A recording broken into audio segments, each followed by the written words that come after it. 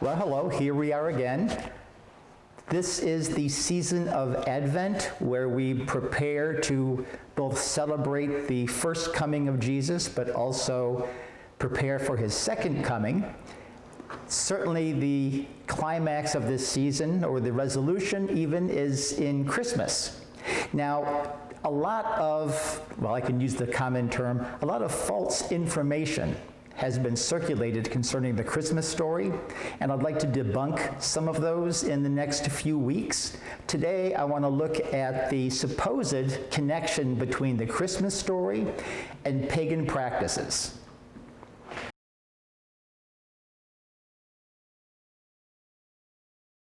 Now, another connected part is to talk about the Christmas story and the winter solstice, the shortest day of the year.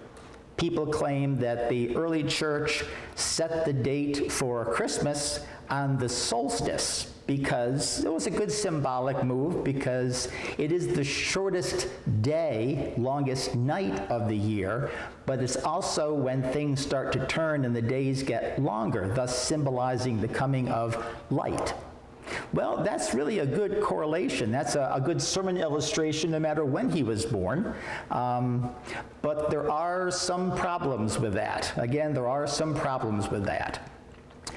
First, if you check our own calendar, you'll find that the date of the solstice is not set on one particular day every year. In fact, the solstice can occur anywhere from December 20th to December 23rd, and it bounces around in there. Usually it's the 21st or 22nd. It bounces between those fairly regularly, but it can have a wider span. It can have a wider. So if the date is changing, how can you have a set holiday on a date that keeps changing? Leap year, which is a fairly new practice for our calendar, didn't really start until the 7th century. And before that, they didn't really have a set leap year, so some of the dates and some of the events could not be precisely predicted. There was still an equinox, but it would change. It would get set back every so many years. A lot of people don't realize, but there's an action of the Earth called precession, along with the Earth revolving around the sun and rotating on its axis. If I'm holding each end of the Earth's axis, precession has it going like this, kind of like a wobbling top. The full turn takes 26,000 years, so it's a very gradual process. But it does, over time, affect the correlation between seasons and dates. The date of something one year, the summer solstice, whatever, on one year, well, in coming years, it's going to creep into the next day. About every 70 years or so, it jumps, these events jump a day. And a lot of religions, a lot of the cultures at the time didn't have a set way of dealing with it. Usually, a ruler, the Caesar, the emperor rather, would just throw in a couple of extra days or a couple extra weeks to get these seasons and the date corresponding again. The Jews had a particular practice. They would just add an extra month to their year every so often. And since they had a lunar year, they had a shorter year, along with precession, that meant that roughly for every 7 years, they would add an extra month 5 out of those 7 years. Never the same 7, they got scattered around a little bit, but they still added. So the idea that the date for the equinox was set is impossible. It's a fallacy. It's moving around, it's shifting through the years, through ancient times, and even now, it still jumps around even with leap year. So setting a date based on the equinox, well, it's not going to happen. It's impossible to have happen. It's too unpredictable. That, and since the equinox never happens on December 25th, Well, they missed that, by a little bit, but still, if you want it on the equinox, it should be a time when it's sometimes on the equinox, but that's not the case. Last thing I want to address in connection with that is the date for Christmas, because a lot of people are saying that Jesus wasn't born on December 25th. He couldn't have been born in the winter. And virtually every scholar, or many scholars, have presented a case for Jesus being born in some other month of the year. Pretty much all 12 months have laid claim to his birth. Now, honestly, it doesn't really matter. We know he was born. Right. We got that. When exactly he was born is somewhat incidental. But again, since people use that to shed doubt on the entire Christmas story, then it's worth looking at. So Now, just to kind of work that backwards, okay. when was the census that Jesus was born during? Well, That's not just a single day. oh no, not at all. Yeah. Not at all. And in fact, when the Romans did a census, it could last for years. Oh, okay. And they would sometimes do different sections at So a it time. wasn't just a month.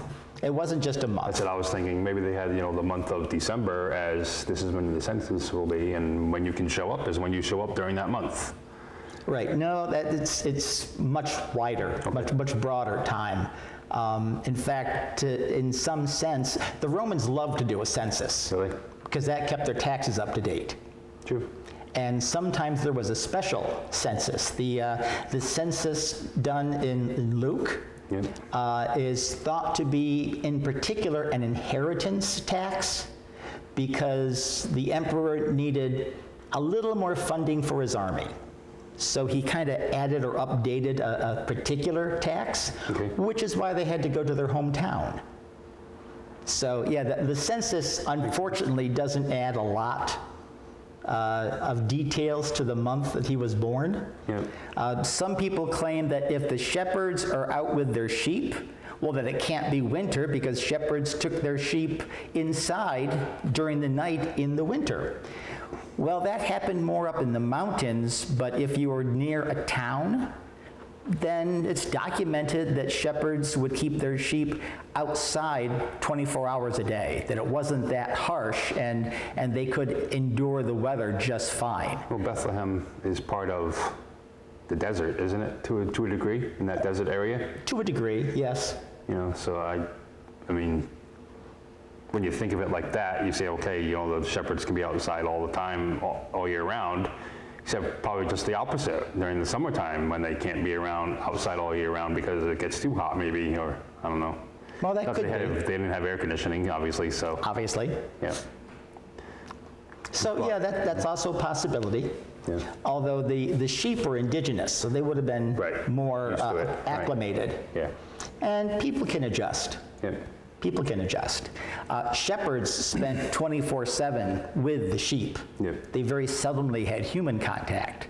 So the idea of the sheep being outside 24/7, well, the shepherd was out there with them 24/7.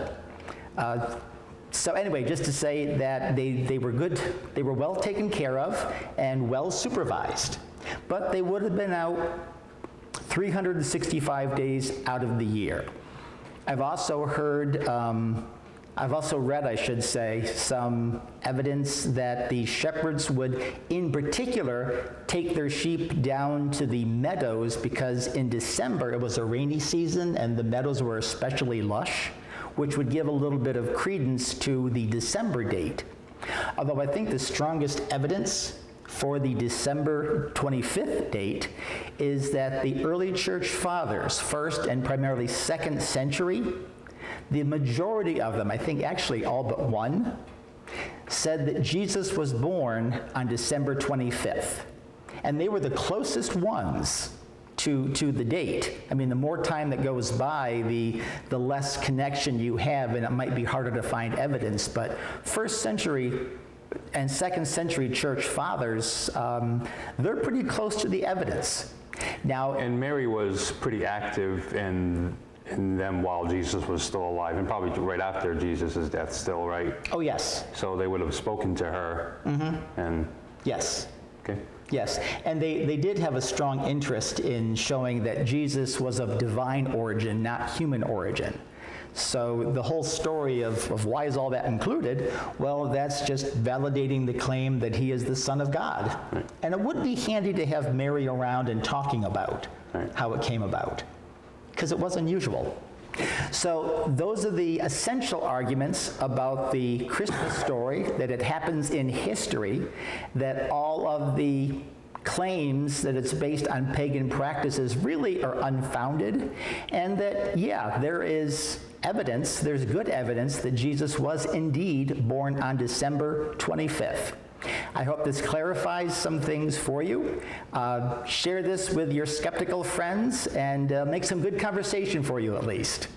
Thank you again, Phil. And don't forget to leave a comment if you like it or if you have any other questions. Absolutely. Very good. Thank you very much. Bye-bye.